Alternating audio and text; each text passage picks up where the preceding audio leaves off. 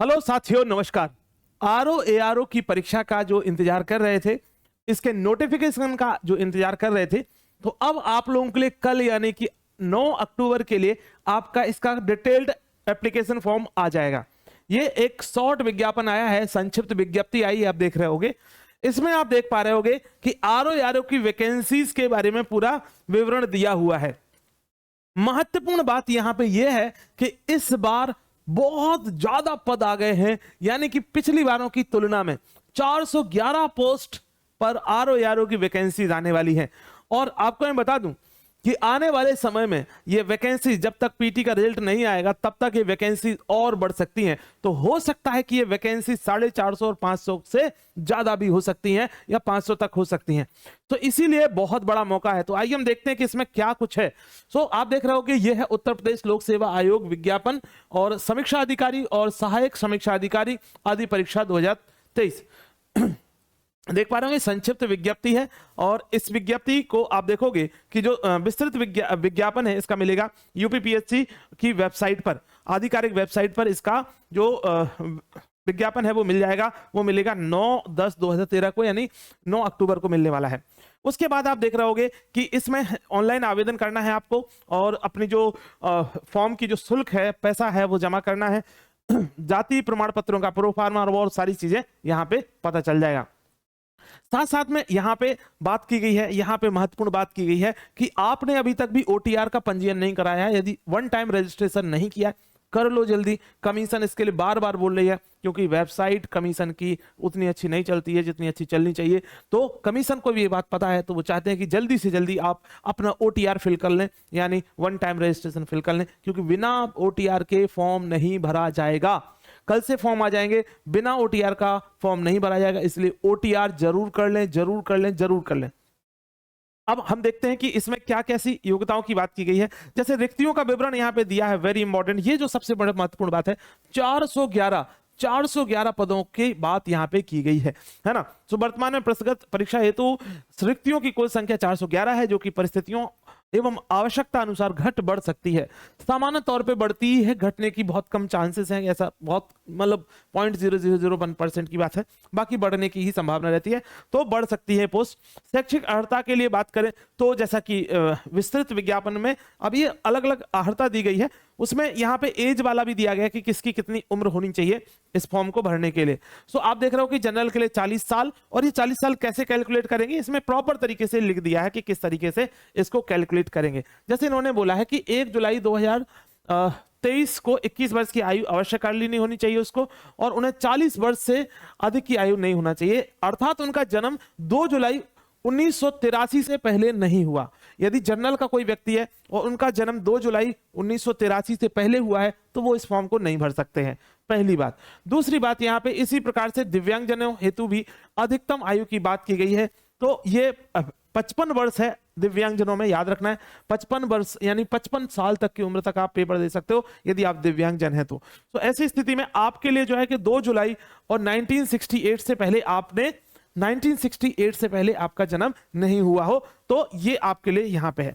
इसी तरीके से नियमानुसार आपके लिए जैसे जो ओबीसी कम्युनिटी है उसके लिए 3 साल का एज रिलैक्सेशन मिलता है, यानी 43 ईयर तक वो फॉर्म भर सकते हैं। और सेम जो है इसी तरीके से एससी और एसटी के लिए 45 साल तक की जो है एज लिमिट होती है, यानी जनरल के लिए 40, ओबीसी के लिए 45 और एससी एसटी के लिए 45, और उसके बाद जो है दिव्यांगजन है तो उनके लिए 55 वर्ष तक की मैक्सिमम आयु तक आप फॉर्म भर सकते हो। इस सारे फॉर्म की जानकारी डिटेल आपको मिल जाएगी कल, जो है कल डिटेल्ड इसका फॉर्म आ जाएगा। अब महत्वपूर्ण बात आती है कि सर क्या करें, है ना। अभी जो समय बचा हुआ है, अभी इसका एग्जाम कब हो सकता है ना, ये सबसे बड़ा बात चल रहा है। तो इसका एग्जाम जो समझ में आ रहा है, या तो जनवरी के लास्ट में होगा इसका एग्जाम, वेरी इंपॉर्टेंट, सुन लो अच्छे से, या तो जनवरी के लास्ट में होगा या फिर फरवरी के फर्स्ट वीक में होगा, है ना। तो फेब के फर्स्ट वीक में हो सकता है, फर्स्ट वीक में होगा, या जनवरी के लास्ट में होगा। ये एक एग्जाम का एक्सपेक्टेड टाइम है कि जिससे हमें समझ में आ रहा है कि इस समय तक एग्जाम हो सकता है। अब दूसरी बात आती है कि लगभग अब हमारे पास कितना समय बचा इस एग्जाम को लेकर के। तो अभी आपका अक्टूबर चल रहा है, लगभग अक्टूबर आप आज देखोगे तो 7-8 दिन निकल गए हैं, तो एक क्वार्टर तो निकल ही गया है इसका, लेकिन हाँ फिर भी अक्टूबर, नवंबर, दिसंबर, जनवरी, और तो अक्टूबर, नवंबर और दिसंबर, तो ये 3 महीने लगभग ये हैं, और जनवरी आपके लिए संभावित तौर पे पूरा मिल जाएगा। तो 4 महीने का आपके पास समय है, 120 दिन का लगभग समय तो आपको मिल सकता है। तो ऐसी स्थिति में अब आप तैयारी कैसे करें ये समझने की जरूरत है। सो विस्तृत तरीके से इसकी तैयारी करनी है आपको, कम समय है और इसमें आपको हिंदी को प्रॉपर टाइम देना पड़ेगा, अदरवाइज आपका सिलेक्शन नहीं होगा। सिंपल सी बात है, जिसने हिंदी अच्छी नहीं की सिलेक्शन होने की संभावनाएं वहां कम होती जाएंगी। अब कैसे तरीके से, किस तरीके से करेंगे, आपको पता है कि इसमें जो है टोटल आपसे जो है 200 प्रश्न पूछे जाने हैं, है ना। इसमें से 140 प्रश्न आपसे जीएस से पूछे जाएंगे और वहां पे 60 प्रश्न आपसे हिंदी से पूछे जाएंगे। तो हिंदी बहुत अच्छी स्ट्रॉन्ग करना है। इसमें आपके ये स्थिति होना चाहिए कि 57-58 मार्क्स मतलब तो आने ही चाहिए, इतने क्वेश्चन तो आपके ठीक होना चाहिए।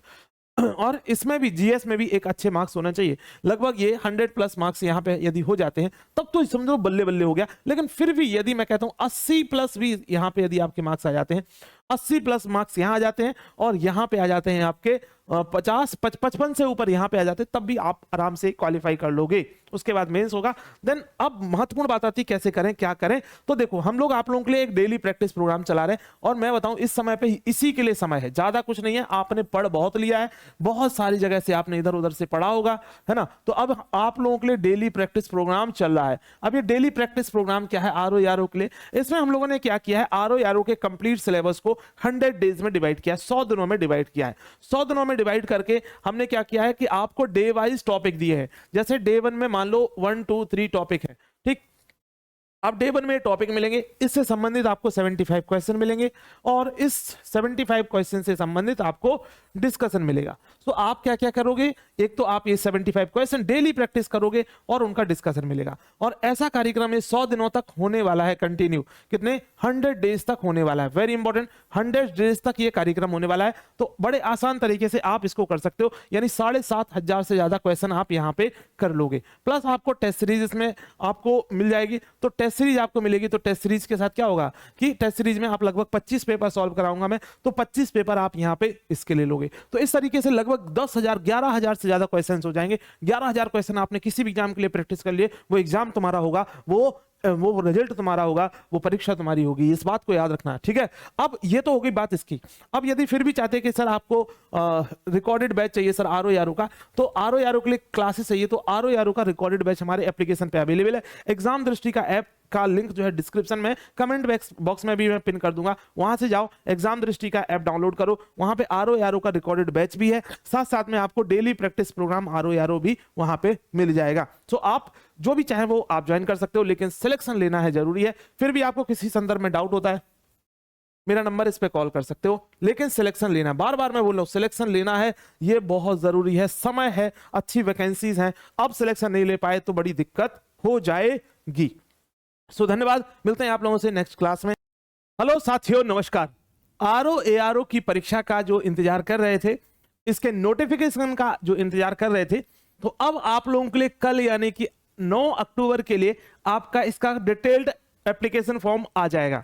ये एक शॉर्ट विज्ञापन आया है, संक्षिप्त विज्ञप्ति आई है, आप देख रहे होगे। इसमें आप देख पा रहे होगे कि आरओ यारो की वैकेंसीज के बारे में पूरा विवरण दिया हुआ है। महत्वपूर्ण बात यहां पे यह है कि इस बार बहुत ज्यादा पद आ गए हैं, यानी कि पिछली बारों की तुलना में 411 पोस्ट पर आरओ यारो की वैकेंसीज आने वाली है। और आपको मैं बता दूं कि आने वाले समय में ये वैकेंसी, जब तक पीटी का रिजल्ट नहीं आएगा तब तक ये वैकेंसी और बढ़ सकती हैं। तो हो सकता है कि ये वैकेंसी 450 और 500 से ज्यादा भी हो सकती हैं, या 500 तक हो सकती हैं। तो इसीलिए बहुत बड़ा मौका है। तो आइए हम देखते हैं कि इसमें क्या कुछ है। सो आप देख रहे हो कि यह है उत्तर प्रदेश लोक सेवा आयोग विज्ञापन और समीक्षा अधिकारी और सहायक समीक्षा अधिकारी आदि परीक्षा 2023 देख पा रहे हैं, संक्षिप्त विज्ञप्ति है। और इस विज्ञप्ति को आप देखोगे कि जो विस्तृत विज्ञापन है इसका मिलेगा यूपीपीएससी की वेबसाइट पर, आधिकारिक वेबसाइट पर इसका जो विज्ञापन है वो मिल जाएगा, वो मिलेगा 9/10/2013 को, यानी 9 अक्टूबर को मिलने वाला है। उसके बाद आप देख रहे होगे कि इसमें ऑनलाइन आवेदन करना है आपको और अपनी जो फॉर्म की जो शुल्क है, पैसा है, वो जमा करना है। जाति प्रमाण पत्रों का प्रोफार्मा और सारी चीजें यहाँ पे पता चल जाएगा। साथ साथ में यहाँ पे बात की गई है, यहाँ पे महत्वपूर्ण बात की गई है कि आपने अभी तक भी ओटीआर का पंजीयन नहीं कराया है, यदि वन टाइम रजिस्ट्रेशन नहीं किया, कर लो जल्दी। कमीशन इसके लिए बार बार बोल रही है क्योंकि वेबसाइट कमीशन की उतनी अच्छी नहीं चलती है जितनी अच्छी चलनी चाहिए, तो कमीशन को भी ये बात पता है, तो वो चाहते हैं कि जल्दी से जल्दी आप अपना ओटीआर फिल कर लें, यानी वन टाइम रजिस्ट्रेशन फिल कर लें, क्योंकि बिना ओटीआर के फॉर्म नहीं भरा जाएगा। कल से फॉर्म आ जाएंगे, बिना ओटीआर का फॉर्म नहीं भरा जाएगा, इसलिए ओटीआर जरूर कर लें, जरूर कर लें, जरूर कर लें। अब हम देखते हैं कि इसमें क्या कैसी योग्यताओं की बात की गई है। जैसे रिक्तियों का विवरण यहाँ पे दिया है, वेरी इंपॉर्टेंट, ये जो सबसे बड़ा महत्वपूर्ण बात है, 411 पदों की बात यहाँ पे की गई है ना। तो वर्तमान में प्रस्तुत परीक्षा हेतु रिक्तियों की कुल संख्या 411 है, जो कि परिस्थितियों एवं आवश्यकता अनुसार घट बढ़ सकती है। सामान्य तौर पे बढ़ती है, घटने की बहुत कम चांसेस हैं, ऐसा बहुत मतलब 0.0001% की बात है, बाकी बढ़ने की ही संभावना रहती है, तो बढ़ सकती है पोस्ट। शैक्षिक अर्हता के लिए बात करें तो जैसा कि विस्तृत विज्ञापन में अब ये अलग अलग अर्हता दी गई है, उसमें यहाँ पे एज वाला भी दिया गया है कि किसकी कितनी उम्र होनी चाहिए इस फॉर्म को भरने के लिए। सो आप देख रहे हो कि जनरल के लिए 40 साल, और ये 40 साल कैसे कैलकुलेट करेंगे, इसमें प्रॉपर तरीके से लिख दिया है कि किस तरीके से इसको कैलकुलेट करेंगे। जैसे इन्होंने बोला है कि 1 जुलाई 2023 को 21 वर्ष की आयु अवश्य कर लेनी होनी चाहिए उसको, और उन्हें 40 वर्ष से अधिक की आयु नहीं होना चाहिए, अर्थात उनका जन्म 2 जुलाई 1983 से पहले नहीं हुआ। यदि जनरल का कोई व्यक्ति है और उनका जन्म 2 जुलाई 1983 से पहले हुआ है तो वो इस फॉर्म को नहीं भर सकते हैं, पहली बात। दूसरी बात, यहाँ पे इसी प्रकार से दिव्यांगजनों हेतु भी अधिकतम आयु की बात की गई है, तो ये 55 वर्ष है दिव्यांगजनों में, याद रखना है 55 वर्ष, यानी 55 साल तक की उम्र तक आप पेपर दे सकते हो यदि आप दिव्यांगजन हैं तो। ऐसी स्थिति में आपके लिए जो है कि 2 जुलाई और 1968 से पहले आपने 1968 से पहले आपका जन्म नहीं हुआ हो, तो ये आपके लिए यहां पे है। इसी तरीके से नियमानुसार आपके लिए जैसे जो ओबीसी कम्युनिटी है उसके लिए 3 साल का एज रिलैक्सेशन मिलता है, यानी 43 ईयर तक वो फॉर्म भर सकते हैं, और सेम जो है इसी तरीके से एससी और एसटी के लिए 45 साल तक की जो है एज लिमिट होती है, यानी जनरल के लिए 40, ओबीसी के लिए 45 और एससी एसटी के लिए 45, और उसके बाद जो है दिव्यांगजन है तो उनके लिए 55 वर्ष तक की मैक्सिमम आयु तक आप फॉर्म भर सकते हो। इस सारे फॉर्म की जानकारी डिटेल आपको मिल जाएगी, कल जो है कल डिटेल्ड इसका फॉर्म आ जाएगा। अब महत्वपूर्ण बात आती है कि सर क्या करें, है ना, अभी जो समय बचा हुआ है, अभी इसका एग्जाम कब हो सकता है ना, ये सबसे बड़ा बात चल रहा है। तो इसका एग्जाम जो समझ में आ रहा है, या तो जनवरी के लास्ट में होगा इसका एग्जाम, वेरी इंपॉर्टेंट सुन लो अच्छे से, या तो जनवरी के लास्ट में होगा या फिर फरवरी के फर्स्ट वीक में होगा, है ना। तो फेब के फर्स्ट वीक में हो सकता है, फर्स्ट वीक में होगा, या जनवरी के लास्ट में होगा। ये एक एग्जाम का एक्सपेक्टेड टाइम है कि जिससे हमें समझ में आ रहा है कि इस समय तक एग्जाम हो सकता है।